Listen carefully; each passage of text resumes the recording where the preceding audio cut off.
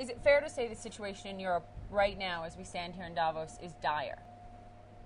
No, I don't think that would be my feeling at all. I think, as we stood here a year ago, I remember you and I talking about Europe, talking about we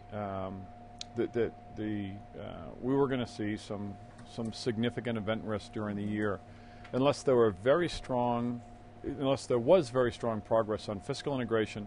And on the role of the central bank as the lender of last resort. I think over the last couple of months we've seen real progress on both of those.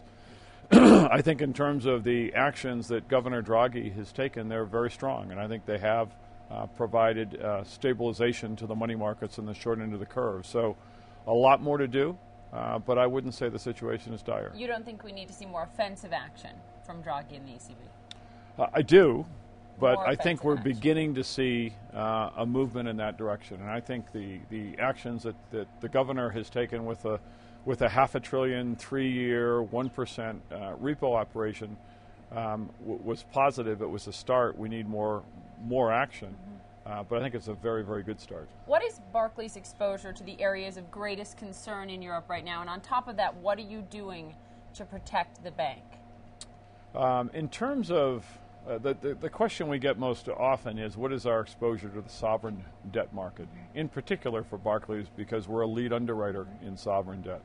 All of those positions, because we're trading them, are all mark to market, so the exposure is not a worry, it's not significant.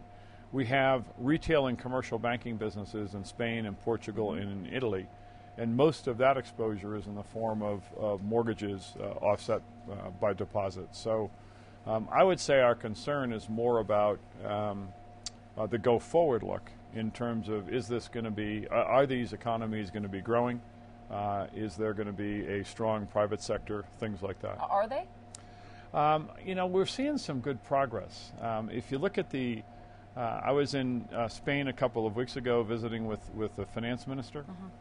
I think the new administration is very serious about labor reform. I think they're very serious about accelerating the restructuring of the cajas, and I think we're seeing real activity there. I think the progress being made in Ireland is terrific. So, yes, we're seeing progress.